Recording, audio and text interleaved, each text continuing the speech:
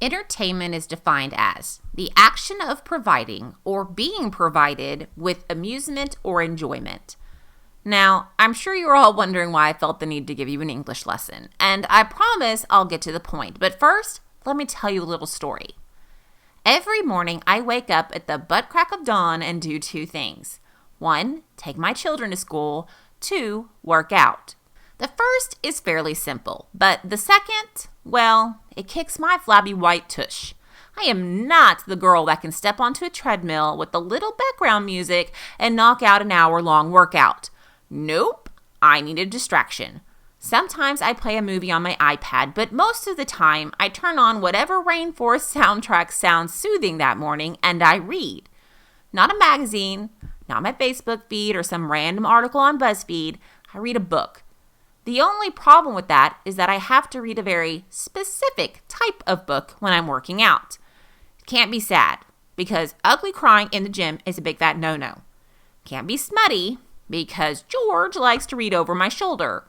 And it can't be too complicated, mostly because it's hard to drown out the screams of pain coming from my thighs. The only thing it has to be is entertaining.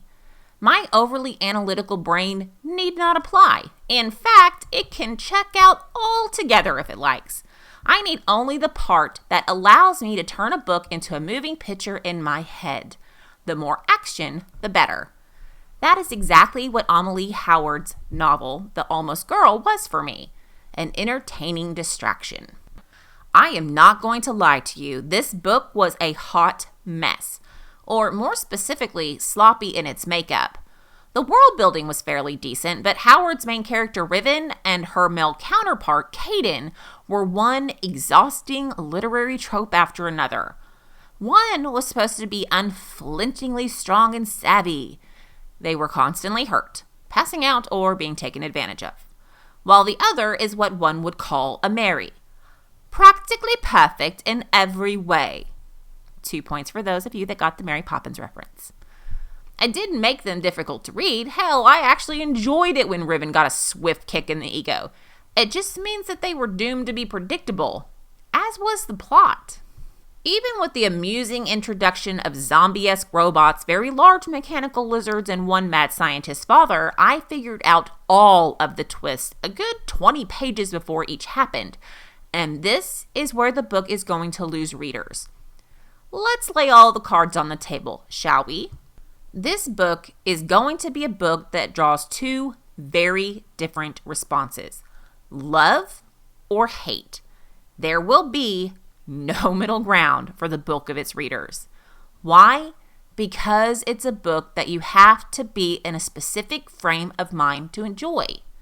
Jim Rohn once said, "Don't just read the easy stuff. You may be entertained by it, but you will never grow from it." I say, read the easy stuff when it's necessary. Life is too short to be so serious all the time. All of you should know by now that I love serious literature and everything that reading it entails, but it can also drain you. Sometimes you just need to check out of yourself. Let an angry 17-year-old who lives in 2 different worlds take you on a wild ride. Let secret factions ramble about things that aren't so secret and enjoy the simplicity of a first kiss. Yes, the character cliches might get a little annoying from time to time, and suspended reality is a must. But when all you need is a distraction from everything going on around you, and a book like this could help, why the hell wouldn't you read it? It's got clones, for heaven's sake. Clones! Sci-fi win! My recommendation, download a sample and start there. If you find that you've rolled your eyes more than 10 times by the end of the sample, cut your losses and move on. Life is too short to be annoyed. But if you find yourself intrigued by Riven and her evil zombie-killing, king-saving, high school experiencing ways, then buy yourself a copy and dive in. You never know. You might enjoy the mental vacation. So there you have it. I give this book 2.9 stars. Happy reading!